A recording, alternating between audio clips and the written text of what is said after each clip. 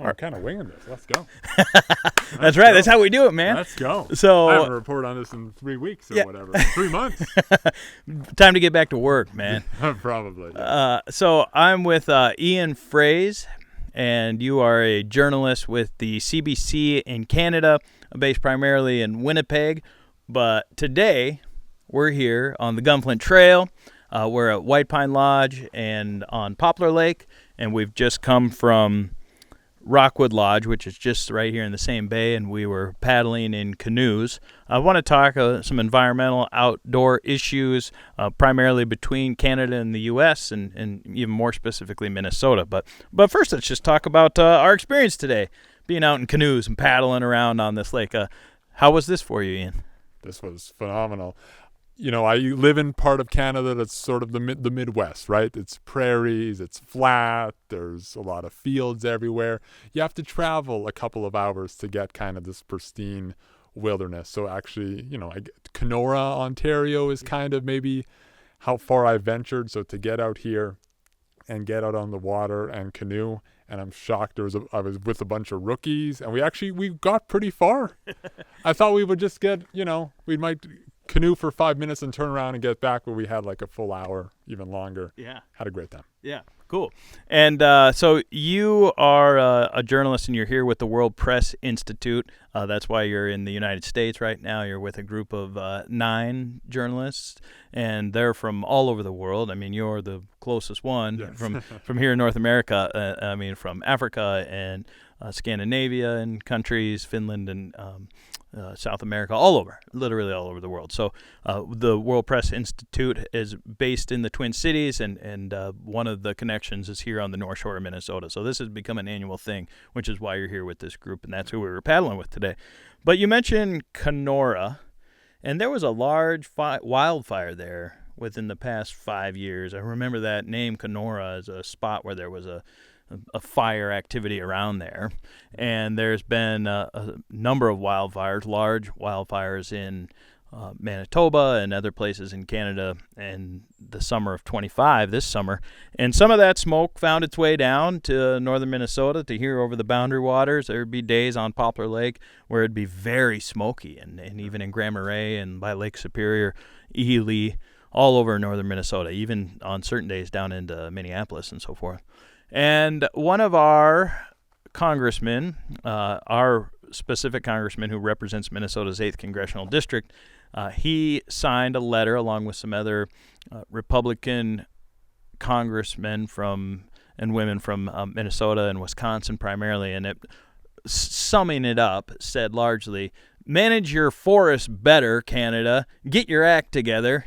This smoke is impacting our way of life in northern Minnesota, where the summers are short and we want to get outside and get it together. Do better forest management so you don't ruin our summer."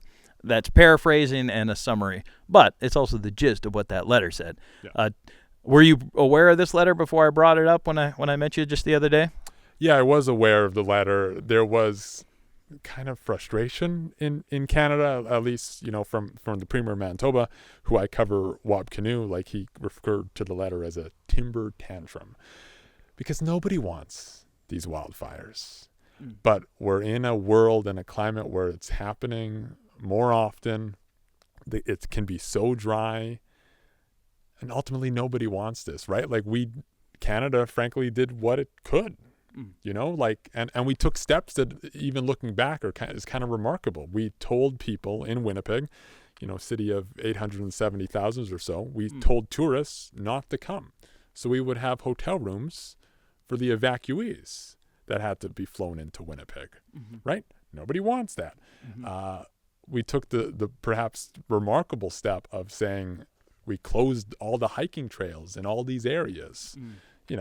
A hiker's not going to start a fire, but there's the faint chance that someone could, because the conditions were so dry, that we're just like, we're going to avoid everything. We're going to tell all the great outdoors people and all the great outdoor spots to go and hike that you have to stop that.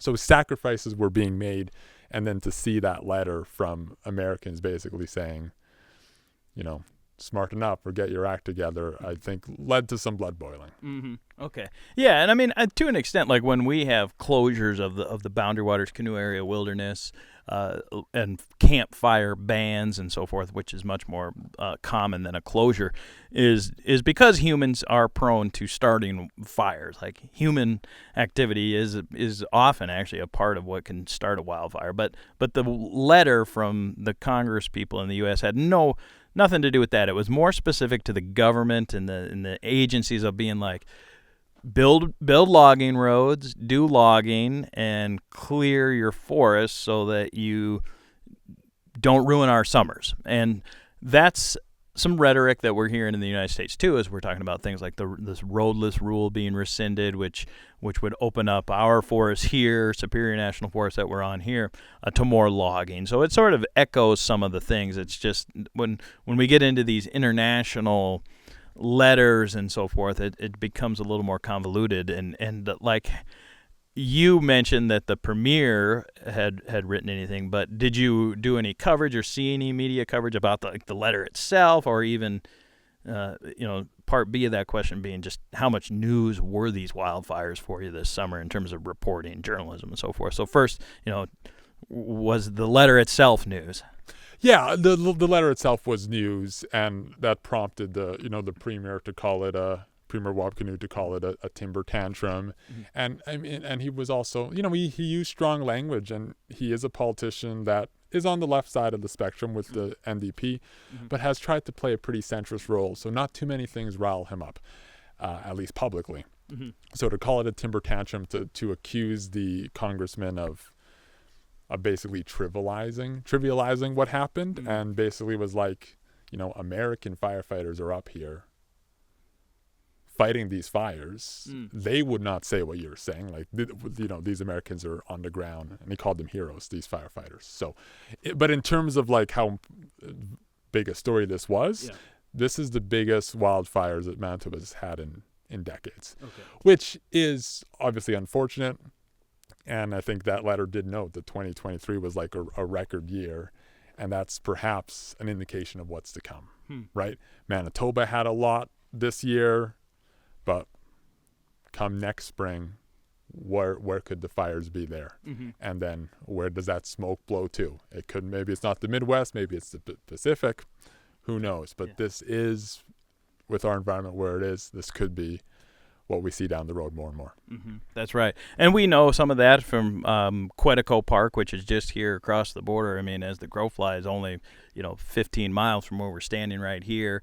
And so there are definitely, we get news about wildfires in Canada, and they're managed even differently than some of them here, where it's more likely to let them burn, because fire is actually an important part of an ecosystem, as we've heard from many people here on the podcast and Paddle and Portage and so forth.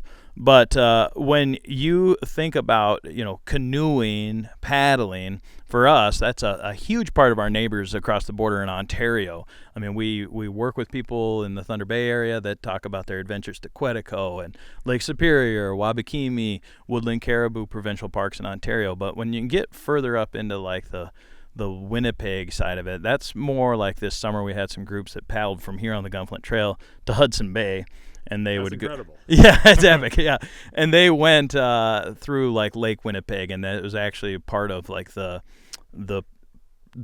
journey that was the most challenging, or has the reputation of being like, you got to be ready for the wind of Lake Winnipeg.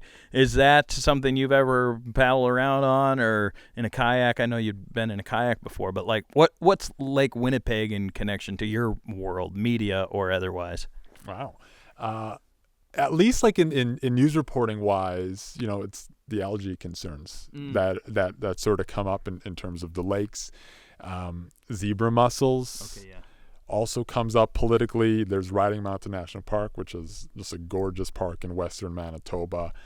And once you get zebra mussels in a body of water, virtually impossible to get rid of it. And what they actually tried, they said, I think this was about 2 years ago now, but they discovered zebra mussels, and then they're like, no more boats for a year. And that was tough in a tourist area because people come for their boats. And then they even tried to put like a yellow carpet all the way down the water, within a day or two, it like blew away. So not a good strategy. But that's sort of, I guess the zebra mussels are there to stay. That mitigation strategy didn't work too well. Okay. So those are sort of things from the news gathering area. I'm not admittedly I was a bit of a rookie for canoeing today, so I can't say that I'm personally out on the water too much, but I do like hiking and sort of that Lake of the Woods area, which is kind of between Winnipeg and Kenora, which is Western Ontario. So many great spots there. We also have a lot of lakes, so there's a similarity to Minnesota, maybe not 10,000 lakes, but Manitoba's got a bunch of them. And and then you mentioned the Hudson Bay. That I haven't done, but like that is a tourism, a hot spot there. Is you take the train or you take the plane up there, and getting to see the beluga whales up north there, getting to see the polar bears. Our premier likes to call Manitoba a maritime province, which most people, that's not how they see Manitoba, but you can see that, hey, if you look at a map, you've got the Hudson Bay, you're right up there in the Arctic Ocean. Yeah, nice. And you're a radio broadcast journalist. Is that the accurate description of what you were trained in and what you've been doing and so forth? Yeah, it's so CBC, we do radio, we do television, we do web. So I do all three. I sort of trained in print initially, but I guess over time you have to expand your skill set in this journalism field. I relate to that. I was also print and got started out. Are you doing any podcasting for the CBC or independently or anything like that? I'm not personally. No, I've been a guest on a few podcasts. Also, thanks for having me be a guest on your podcast. I'm adding to the list. I've been a guest on a few political podcasts to talk about politics in the area. Yeah. And how is the camaraderie growing now with the group? You've been together for over a week here in Minnesota. You're going to be going to New York City, Austin, Alaska, San Francisco, seeing a lot of the U.S. How is it seeing the group sort of bond and come together? How has that process been? It's been really great, yeah. I remember even on our first day, we had our first dinner, and one of my colleagues was like, I'm looking forward to getting past the awkward spot. So... And that lasted about a day. Okay, yeah. Right? And then, we're journalists, we're outgoing people, we love to talk to people, and we've got just a general curiosity about our world and about each other. Yeah. So, within a week and a half, we're getting along and we're cracking jokes and we're having a great time. And we're all here to really get an immersive study in the States, and we all cover the United States in some capacity, in Canada. That's grown exponentially with all the tariffs and the trade and the downfall in tourism. So all of us have that sort of background, and we get to really not see it just from our TV screens or on our radios, but get an immersive study in the States and the political climate and see it for ourselves. And we're going to the big cities. We're going to the New Yorks and the San Franciscos, but we're also grounded in, the Midwest and getting that experience. So it's really cool that we're based in Twin Cities. And for me, someone in Winnipeg, there's no other area that I sort of know better. Yeah. So that's kind of cool. It's feels familiar. Yeah, that's great that you get to start out and maybe in that sense even act as sort of a buffer between sort of some of the people like from the southern tip of Africa to be like, it's it's all good. Yeah. These are good old Minnesotans around here type vibe. Well, they say Minnesota nice here, and I'm in Manitoba, and our license plate says friendly Manitoba. So there's a correlation right there. Yeah, cool. Well, I know that with these big cities, I mean, you're going to the New York Times and stuff, that it's really cool that we get to meet with you all, and I hope that this part of the journey is memorable and probably would stand out, I imagine, for the nature aspect of things and sort of the seclusion and this natural part of the world as opposed to the metropolitan part of the United States. So it's an honor to get to share this canoeing with you today. From Baxi and I being out there with the group, and David from the WPI and Jim Weeningen and some other people that help support this. And huge shout out to Rockwood Lodge for the canoes today, and White Pine. We're here going to have some lunch. And Ian, really appreciated being able to chat with you. And final word is yours. I pointed at you just because I wanted to say thank you. For you guys and Grand Marais and Grand Portage, where we spent a few days. We are early in our journey, but undoubtedly it's going to be a highlight for us. And our Finnish fellow wants to stick around, at least already. So Yeah. the longer we spend here, the more of us might just move here. Yeah. So All right. Yeah. Well, appreciate it. Thanks a lot. thank you.